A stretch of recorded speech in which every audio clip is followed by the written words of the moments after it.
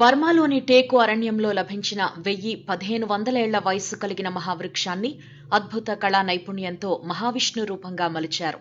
భారతదేశ బర్మా శిల్పకళాకారులు చేసిన చారిత్రాత్మక శిల్పకళాఖండంగా భావితరాల కోసం తీర్చిదిద్దారు. 21 అడుగుల పొడవు, 8.5 అడుగుల ఎత్తు, 20 అడుగుల కైవారం కలిగిన టేకు దుంగను బర్మా గవర్నమెంట్ వేసిన వేలంపాటలో అనురాధ టింబర్స్ ఇంటర్నేషనల్ సంస్థ భారీ మొత్తంలో ఖరీదు చేసి దక్కించుకుంది. తర్వాత దాన్ని ఇండియా తీసుకురావడానికి 2-3 ఏళ్ల సమయం పట్టింది.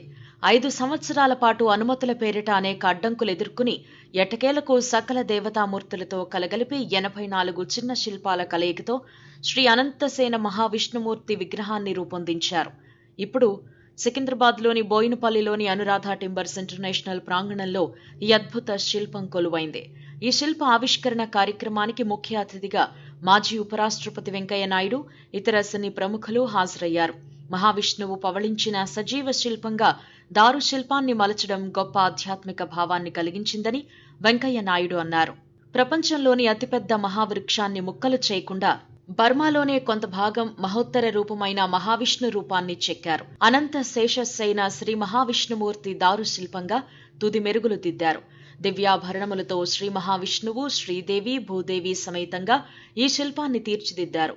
పక్కన వాసుకి భగవంతుడు నమస్కరిస్తూ ఉండగా విపారిన రెక్కలతో పక్షిరాజు గరుత్మంతుడు, నారద మహర్షి, తుంబురుడు, సప్త ఋషులు, విష్ణు భక్తులైన సనక సనందనాథులు ఉన్నారు.